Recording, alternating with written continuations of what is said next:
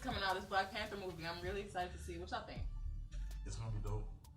I mean, are you gonna say it's dope even if it ain't? Yes. As Issa Rae said. It's a whole. You rooting for everybody? We're rooting for all the black folks. It's a whole black star-studded cast. All black. It's like, gonna be. Oh my god. I think it's gonna be the best movie of the year. So do I. Possibly. It'll be really, really upsetting and disappointing if it's actually garbage. Right. It can't be. But I just feel like with the cast, you know, Michael B. Jordan, Chadwick Boseman, and all. Yeah, and what's her name? Lupita. Lupita. Yeah, I don't know how to pronounce the last name. Lupita Nyong'o, is that what it is? Yeah, we're gonna say Lupita. Yeah, I can't pronounce that shit. Lupita bird. I'm just really excited that there's actually going to be a black film where we're portrayed as superheroes. Because you said that, Blade, Hancock. There's been a few black superheroes. Okay, but however, in Hancock, the way he was made to seem was he was a bum and a drunk. He had a white wife. Okay, he was chased by the cops, which generally the urban community refers to as pigs. So you know what I'm saying, like. And then he had to kiss their ass in order for them to begin to like him and view him differently because they didn't understand what he'd been through. So I just feel like that was... fucked that movie up. You just fucked that movie up. But you know, like, white writers in Hollywood, like, that's their intention. You know what I'm saying? And Blade's impure. He wasn't accepted by the very... All right. You're not going to do this. Right. So now we have a film where the villain and the hero are both African American, you know what I'm saying? Like, yeah, Michael B. Jordan looks so good, girl. You know what I'm saying? So it's just an exciting thing for me. I feel that's the same thing in hood movies. It's a good black guy and a bad black guy. Yeah, it's very exciting. I think Marvel is gonna do a good job regardless. I love Marvel. They've been doing a great job. Yeah, I think this movie's gonna be great. It is. But actually, also. And I like how the black community is really engaged. So engaged. We're all God. We're so excited. We're not going to bootleg it. That's what you're saying. We're not going to bootleg it. Full price. For real. Seriously. But there's also Black Panther is going to be in the Infinity War with the Avengers. It's coming out later this summer.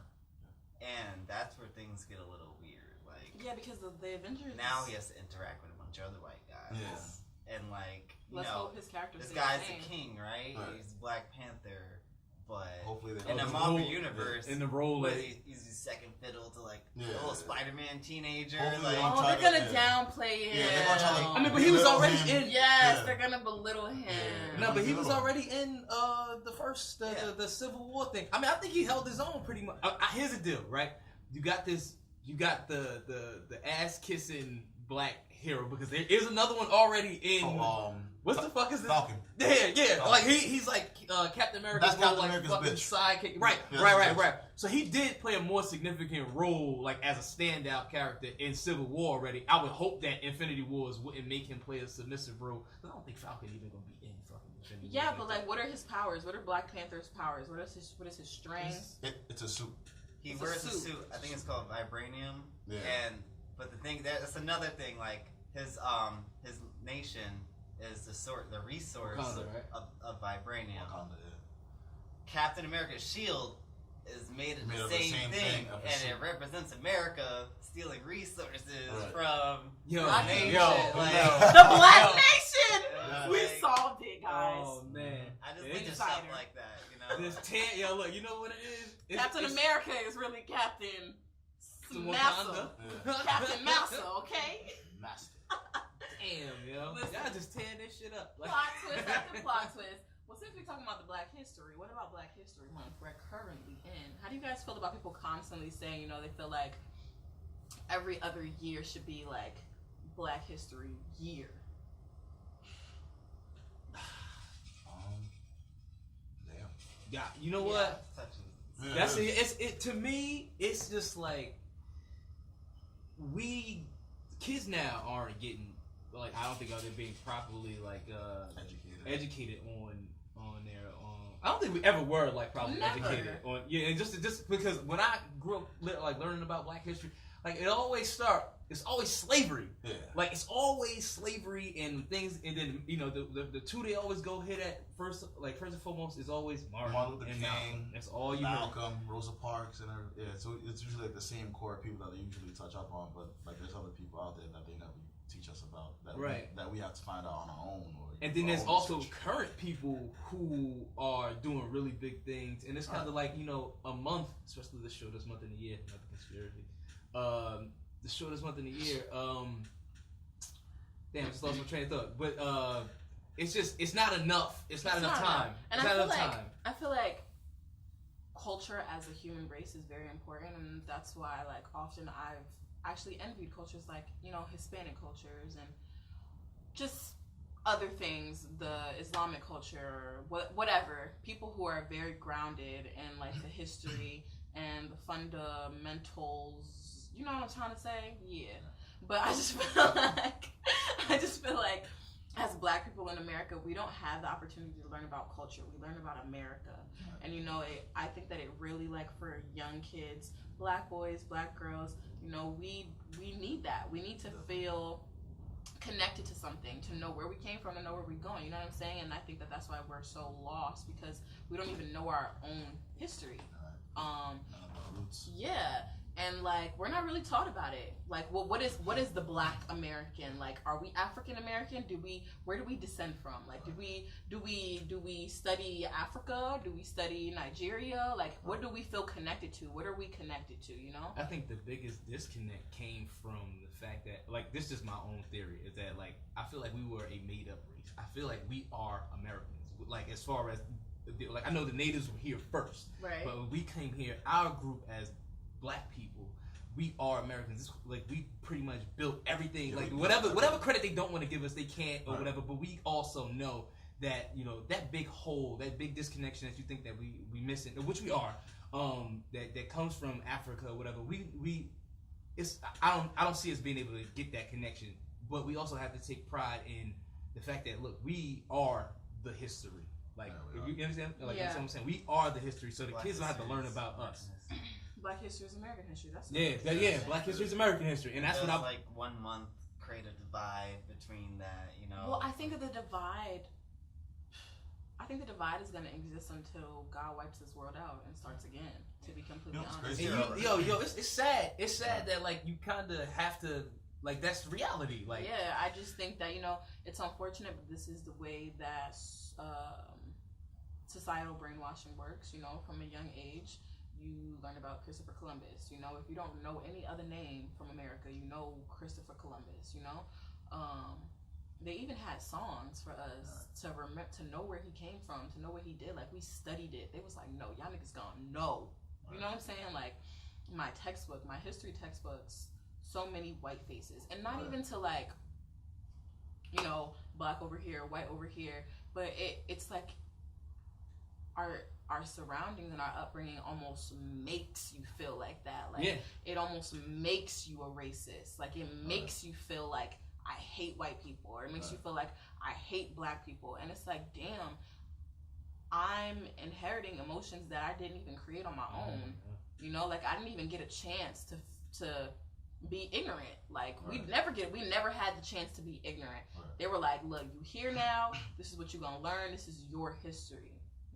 You know what's crazy about like other cultures? Like, they admire our culture so much. It's just like they take our shit and make it and try to make it their own. Like, with our trends, with our fashion, with our dances, like like they try to make it their own, and like they give us no credit. Because it's safe for them to be creative, bro. Everybody won't be a nigga till it's time to be a nigga. Well, the point of all of it is separation. There's so much separation in the Black community itself. We don't support Black people. We don't. We support people who are already on. We support what we think is big and what is hot and what we could be like. Like, what the fuck do I got on my feet right now? Some Stan Smith Adidas. You know what I'm saying? Like, I bought this flannel for like $50 from from Urban Outfitters. And I'm sure there's a local store that's selling the same flannel for $10, and not to be like, oh my God, I want to only support Black-owned businesses, but it makes me feel like, damn, I want to support Black-owned businesses. Like, with this whole H&M thing going on, you know, with the monkey and the Dove soap and just the way everything.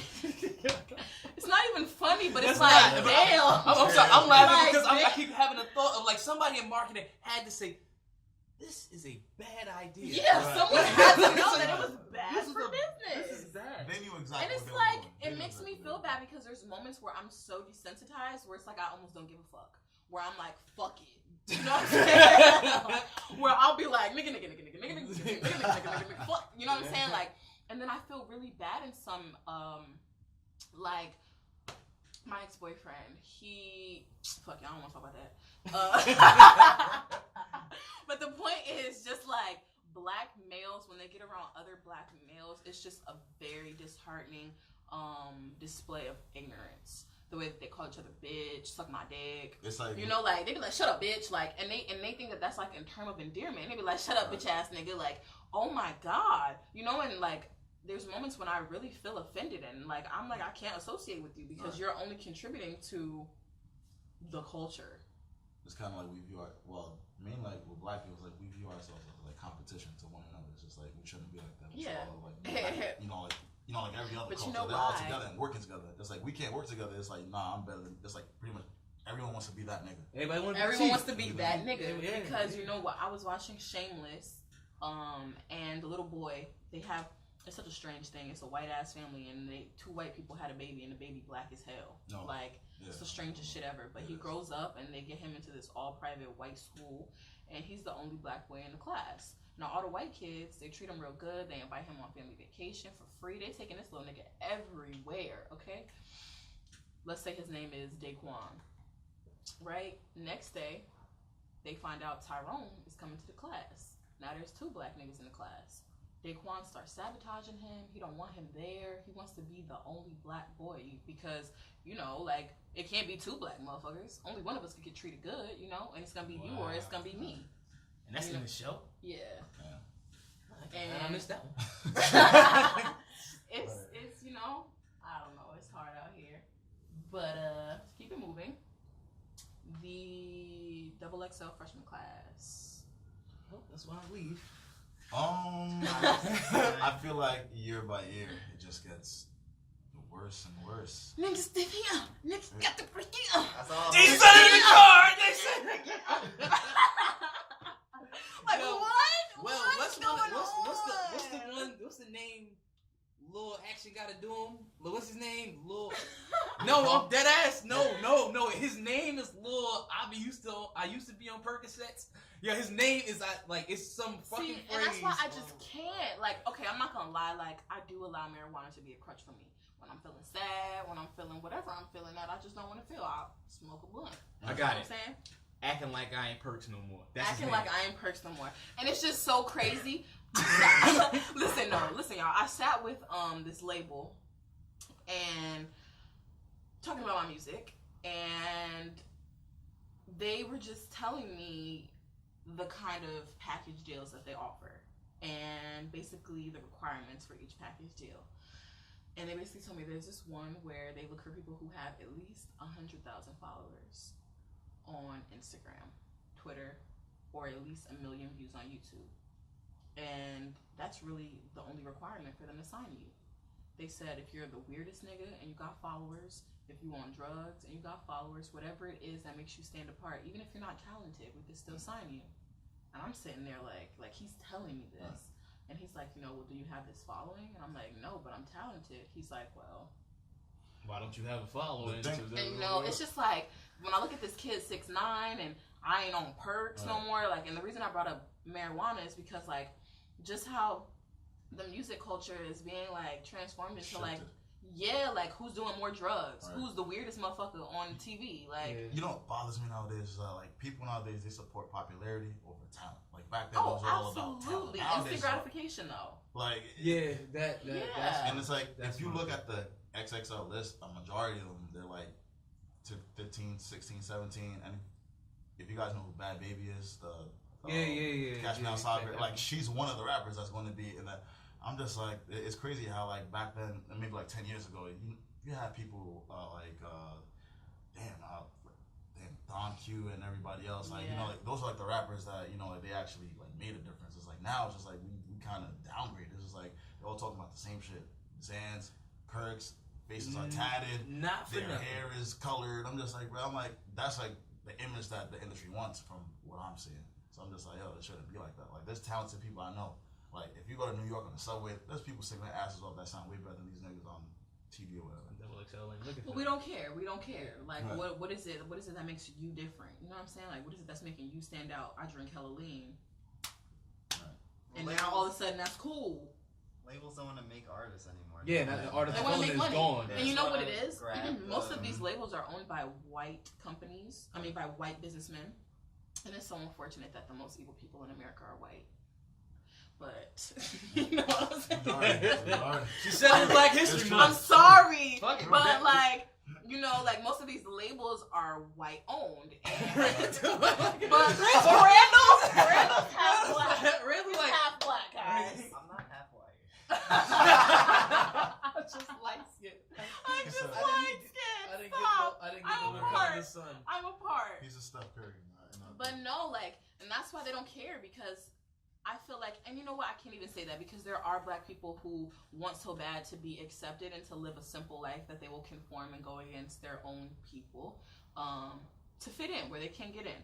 And it's like, you see WBLS, MS, they took over 105.1 and WBLS. BET for a bit was not black owned, it was white owned. And if you look at like all these different entertainment entities, you'll see how they change and how they lose viewers, or how the content changes and reflects ownership, what they want to push out, what they want everybody to see. And we only see what they want us to see. You know what I'm saying? So it's just like, as far as like this freshman class, it's definitely what they want us to see. They're pushing drug addiction. They're pushing suppressing emotion. They're pushing trap music instead of real R&B. Right. They're pushing, or real R&B, real hip hop, things that make you think, things that make you feel. They don't want you to feel. They want you to be numb it out, turn up, just rock. Rap, you know what I'm saying? Rap, it's lost hip hop in general. Like everybody know, like unfortunately, bars, but everybody know, like I'm more of a not really conscious, but I'm lyrical, and I like to do things metaphorical and things like that. Rap has lost its prestige, it's lost its soul, and it's kind of, they took my favorite toy and like just like stomped it out and then handed it back to me and said, well, just find something else to play with. And it's like, I don't necessarily want to listen to trap music all the time. Me either. Right. But it's so fucking catchy, man. Like it's just you know what it is? You don't even gotta like the song. Like a stir fry. There was this, you gonna be in the car. No. Erykah Badu did this interview, and she was just talking about how she feels like, unfortunately, lyrics do not matter anymore. They and don't. To circle back around to the conversation I had with that label, when we had a writing session together, and they were basically wanting me to just write repetitive lyrics. And it was offensive to me as a writer, because when I write, I would say I'm a conscious writer as well. You know, I want to reach somebody. I want to connect with somebody. I don't want to just repeat the same hook and go into the same verse, and then my verse is only 3 bars on repeat. Like, you know what I'm saying? That's because they want to push it out. They want you to write another. Simple sell. And Erykah was just saying, like, the lyrics do not matter anymore. She was like, you know, this is one thing that's interesting, though. She was talking about our generation and how we are operating quicker. Our vibration, the frequency and the vibration that we operate on is much faster than the one that our parents and our grandparents operated on. So our attention span is actually much shorter. We don't even have enough time in our brain. Like, that's why we don't read. And I found the other day when I'm like trying to read, I'm like speed reading. You want to get it over with. Get it over with. That's why songs nowadays are like 2 the minutes, vibration. 3 minutes. It's just like, it's not about the lyrics, it's about the vibration of the song. Right. You know what I'm saying? The actual beat is what's turning us on. Like Migos. Right. That's why I don't know the lyrics. What the hell? Hold on. Hold on. We're gonna have to put this right. You know what it is? It's a producer's game. It's like the producers are the ones that's making the artists. It's like, yo, the beat is it's what making. Man, like, not even the producers anymore. The fucking This song right here. I think this shit is so. Like I think this shit is so hard. I don't like the shit, but I like it. Like this is catchy. I'm just like, I got to Red like y'all. Oh yeah, jigaboo in February. Y'all jigaboo in February. No, but for real, like that. All the niggas says is walk it, talk it, walk it, talk it, and that shit is so catchy. You be in the car like damn, and it's nothing, bro. It's nothing. It's nothing. I listened to Migos freestyle. It's literally 3 people saying the same thing. Listen, we're not trying to come for y'all, Migos, in case this reach y'all, okay? We just saying, you know. Hey, man. Mix it up a little bit. Pump it up. Mix it up a little. We want some lyrics, Migos. I'm not saying that. I'm not asking you to do something that you can't do. And I'm not blaming the Migos. Always stay in your lane. Always stay in your lane. I'm not blaming the Migos. I like the Migos. I'm not blaming them. I'm just saying everybody else is coming out this like it is. It's just this, the prestige. Like, don't, like, that type of rap shouldn't get all the prestige if it's not worthy of it. Like, if you don't have the lyrics, then... lyrics nowadays are very meaningful. If you guys heard Gucci Gang, he said, my lean costs more than rent. I'd rather fuck a bitch from the project. Like, lyrics nowadays are shit. It's just like...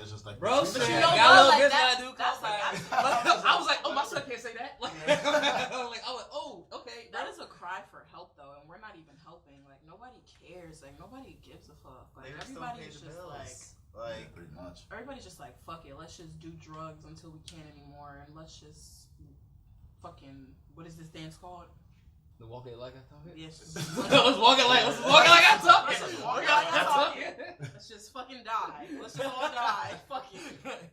Like. But the thing is that they're dying with millions, and the other people who are listening to this shit is they just right. Like you see them on Instagram just flexing with their money, like they're what? younger than us. Got excited. They're like 17, 18. I'm just like seeing them wear racks and stuff like that. I'm just like, and like they're just flaunting it around. I'm just like, damn. I'm like, I could do the same shit. I'm just like, yo, they're not saying nothing but bullshit. You can't. You consciously can't. Yeah, because I've been there. I can't. Like I tried to make. I missed it perfect, and you ain't worth. I was just like, nah, I ain't me. Like I was like, you know,